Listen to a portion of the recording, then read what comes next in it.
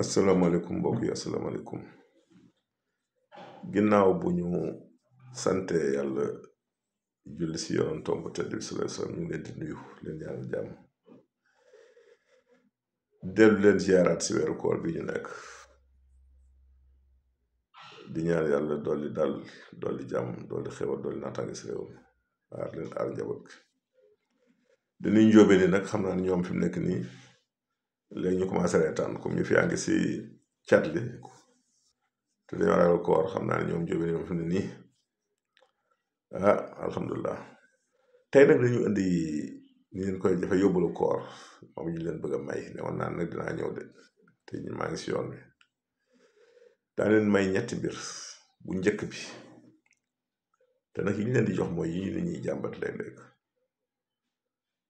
mooy jigéen joo xamante ni dafa toll si sëy te sëyagul bëgg borom kër mu tëkko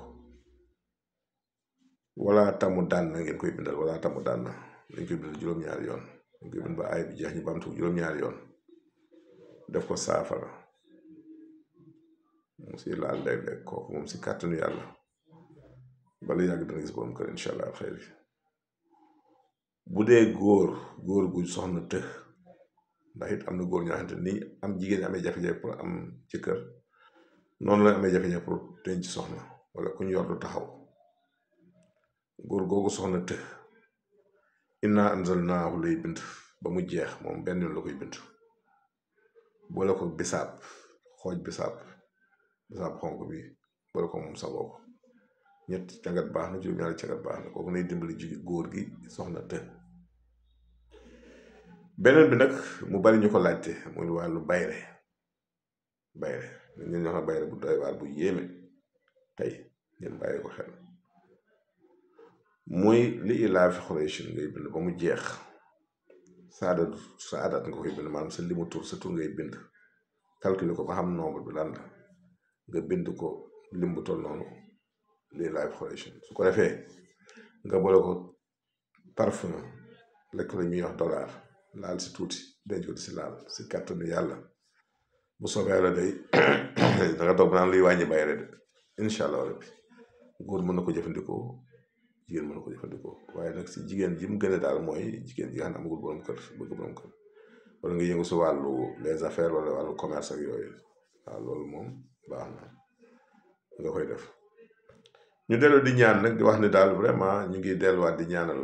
nguur gu bees gi am nañoo yaakaar lool en tout cas li ñu gisagul daal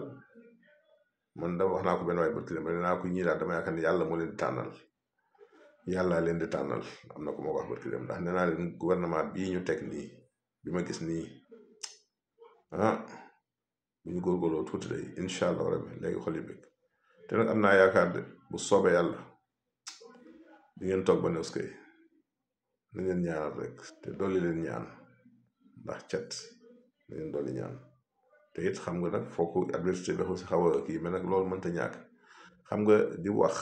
ñëpp ni uskay mën na la xaw a kii sax léeg-léeg sax nit ñi di xaw a kii baax na si naan la yokk jom kon yàlla taxaw te taxawu leen taxawuñu taxawu ñëpp taxaw Sénégal yëpp si kàttan yàlla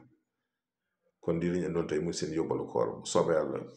ngeen seentuñu seen émission ngonal guddi gi ginnaaw ndogu bu soobee yàlla ni ñëw ak yéen yaatalaat si yeneen i bunt jërëjëf